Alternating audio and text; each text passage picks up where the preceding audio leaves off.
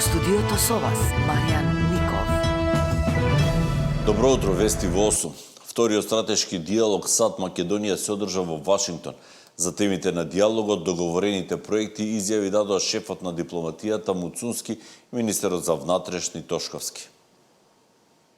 Имавме исклучително продуктивна средба со заменикот државен секретар Лендау. Секако ги потврдивме одличните билатерални односи и тој самиот потврди дека нашата држава е една од клучните партнери на САД не само во регионот, туку и во Европа. Зборувавме за многу заеднички проекти поврзани со областа на енергетиката, од областа на одбраната и безбедноста. Исто така зборувавме и за глобалните предизвици кои што во моментот постојат и кои што навистина не загржуваат не само нас, туку и целиот свет. Задоволни сме од тоа за кое што се координиравме и секако стратешкиот диалог продолжува и во текот на денот фокусиран на клучните области на билатералната соработка. Денес имавме одлични разговори на тема безбедност. Македонија, односно Министерството за внатрешни работи, добива поддршка од околу $3,5 милиони од Соединетите Американски држави, кои што ќе бидат насочени особено во делот на граничната полиција и борбата против тероризмот и транснационален организиран криминал. Така да сметаме дека со сите овие заеднички чекори кои што ги превземаме во минатото и со сето на кое што ќе следи во иднина, и како ќе ја зајакнеме безбедноста не само на македонските граѓани, туку и на сите оние кои што, да речеме, транзитираат низ Македонија и секако би можело да влијаат на било каков начин на безбедноста и на Соединетите Американски држави. Следствено на тоа, се она кое што беше превземено како чекори во рамки на она кое што претходеше на стратешкиот диалог кој што ги имавме, навистина сум сигурен дека во иднина ќе даде одлични резултати. Премиерот Мицкоски откри повеќе детали од конкретните проекти од стратешкиот диалог, ископување на антимон од страна на американска компанија и понуда до американците за да ги градат чебрени галиште. Тоа се неколку области во кои што очекуваме да се постигне голем напредок. Истовремено да се промовира една инвестиција во еден значаен производен објект, а тоа е рудата антимон, која што ќе се експлоатира во близина на планечкото село Луке, во кривопланечкото село Луке. Редок минерал, нешто кое што наистина може за нашата економија да значи многу. Веќе таму истрагите се при крај и очекувам многу скоро да биде тоа започнато. Ќе се извезува во Соединетите Американски држави од инвеститорите. Ја добив информацијата дека топлоницата би се градела во Оклахома во Соединетите Американски држави, така што еден заокружен циклус, нешто кое што е многу важно за Македонија како држава и за нас како граѓани. Биде понуден проектот чебрени галиште на потенцијални американски инвеститори, нешто што представува моја лична цел и моја лична желба.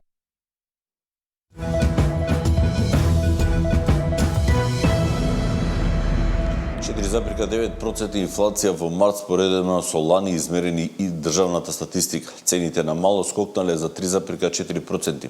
За една година најголем раст има токму на ставките за кои домакинствата трошат најмногу пари, храната и безалкохолните пијалоци за 7,5%. Алкохолот и тутунот се за 8,8%. Висок раст има и на ставката за одржување на домакинствата, но и кај спортот и рекреацијата. Овие две ставки пораснале за 5,9%, односно 6,1%. Инфлацијата споредбена со февруари годинава пораснала за 0,7% и по великденските празници премиерот најави таргетирани мерки, а за опозицијата мерките се задоснети без ефект. Па веќе следните мерки би биле повеќе таргетирани за одредени целни групи на граѓани и одредени производи. Зборувам тука пред се на основните прехранбени производи. И тие мерки би биле комбинирани и со намалување на данокот на додадена вредност, но и со ограничување на профитната маржа. Холистичкиот пристап на македонскиот Далај Лама нема ефект. Секогаш кој ќе најави мерки, цената на дизелот поскапува.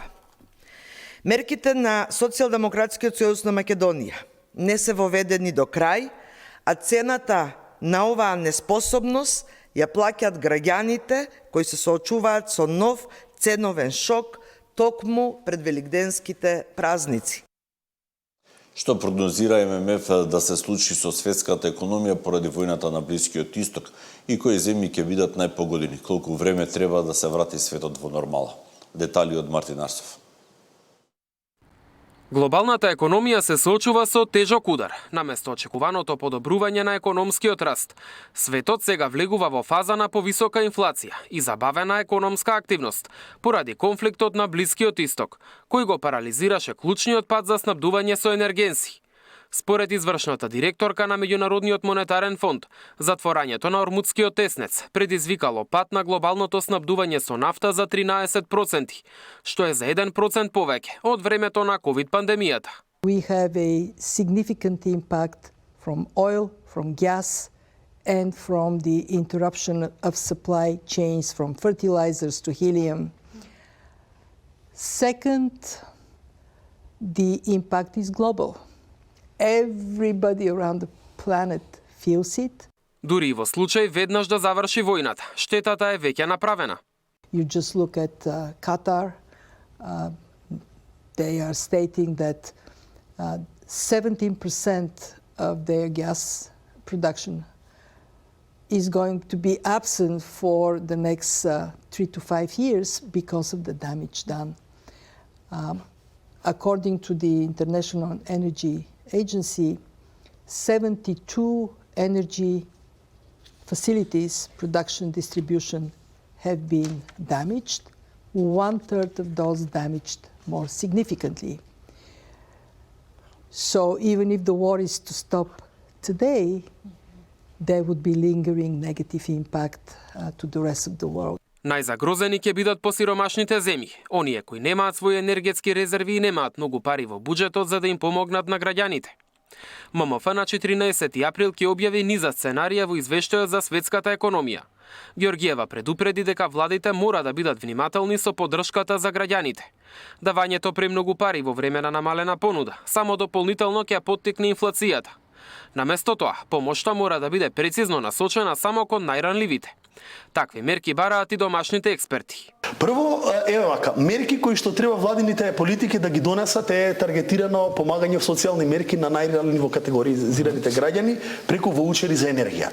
Второ, мерките кои што ќе бидат донесени во идниот период треба да бидат брзи и ефикасни без премногу бирократизација и администрирање. Тоа значи оние дата бази на државните институции кои во која категоризација спаѓа, тоа да биде многу побрзо и поедноставно, бидејќи и најсовршената мерка, вие ако ја одложите, таа нема ефект. Така. И на крај, мислам дека треба да се фокусот да се стави на долниот дел на средниот слој на граѓани од 600 до 800 евра и тие ќе претрпат исто така притисок. А токму таргетирани мерки најави и премиерот за следната владина седница, веднаш по великденските празници. Мартин Арсов, Сител телевизија.